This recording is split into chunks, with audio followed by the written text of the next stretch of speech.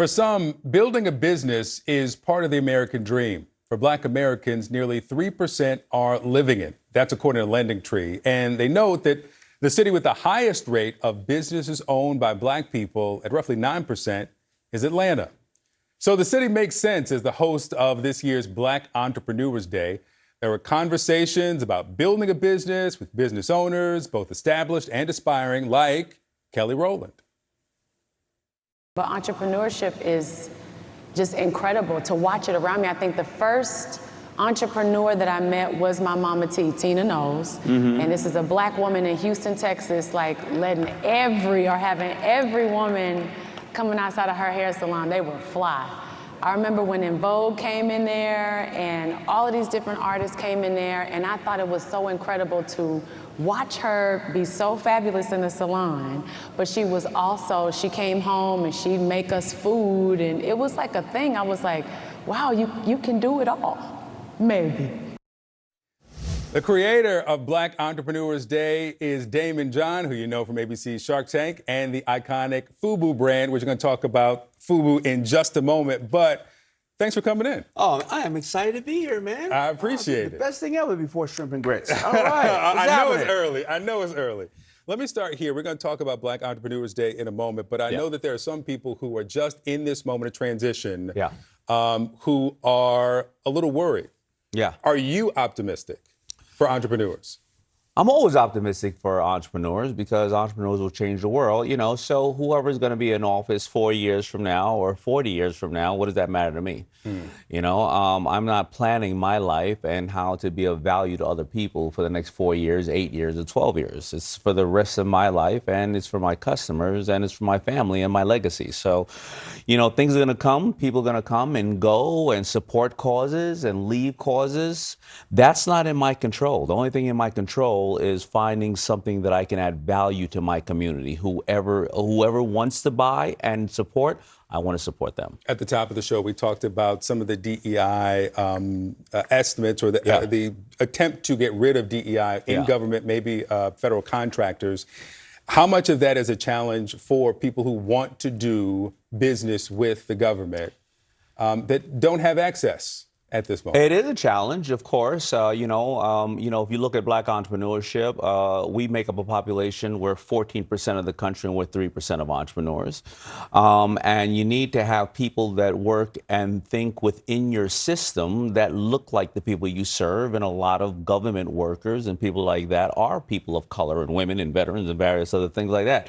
So you're just going to have inferior products, more of inferior products, if you don't look and think like the people you serve within your system.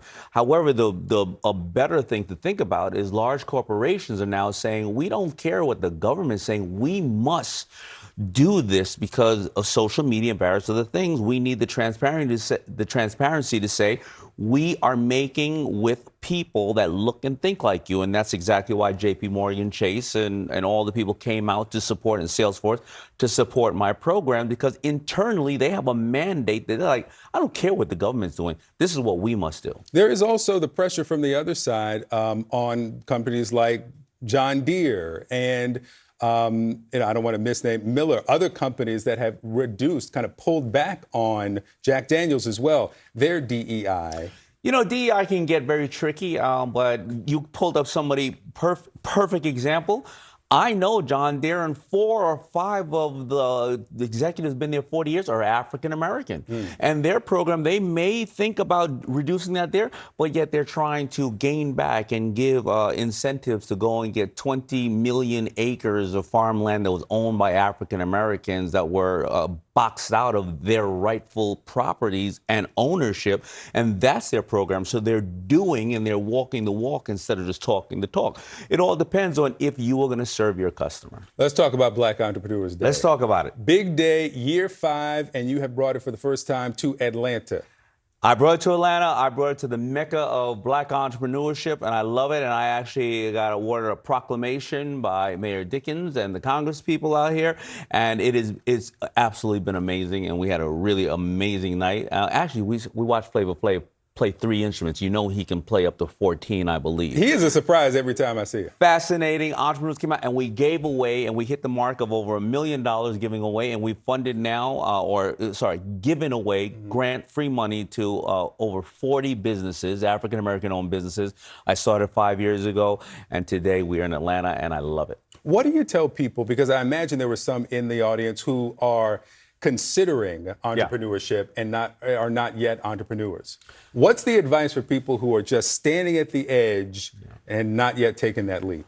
Do the power of broke. You know, African Americans, we're resilient people. We've been bartering and trading since the beginning of time, but we've never formalized it. It's always been a side hustle, right? Do the power of broke and do your homework and create a structure. That's the most important part. The financial intelligence, creating a structure in a business so that when you do want an investment, I can actually invest in you. If you have a company and somebody else has a company and you can't take money in and your receipts are in a shoebox or stuff like that, well, how am I going to ever get paid back? Where's my money going? It's normally the foundation, just like in a house, just like in a family, just like in a business. It's creating that great foundation. Power of broke. Power of broke. What is it? You ain't got nothing. Yeah. You're going to figure it out. Money often in a small business highlights your weaknesses. If you have a weak conversion or weak campaign, well, buying more of that campaign is not going to increase your sales. If your product is crap, you've been watching too much Shark Tank, but you want 50% margins, so you're buying more to get a better margin in your product, you still got a bunch of product coming back to your warehouse or your garage. It's usually about thinking outside the box and using OPM, which should be other people's money, but other people's manufacturing, mind power, manpower, marketing, and mentorship. And of course, like I did with Timberland, making a profit off of other people's mistakes. Let's talk about FUBU. Yeah, let's talk about it. First runway show in at least, 15 years out here in Atlanta. A bit of a relaunch here in the U.S. Why now? Why is now the time? Well, I think it's a great time to come back because, people who grew up on FUBU are saying bring it back. And we've been doing great business in Malaysia and Germany and South Africa for many years. But, the new generation is finding us. That's what happens with fashion. People go and people come back. And, we love it. We love the fact that, we created the first hashtag of clothing years ago. And it was not only about African Americans, it's about supporting whatever your culture is. And FUBU is a sign of empowerment and people want it back. So we're here to bring it back and we love it. I certainly had my FUBU. Yeah. I certainly did. Damon John, I Thank you for having me, man. Thank you so Appreciate much. It.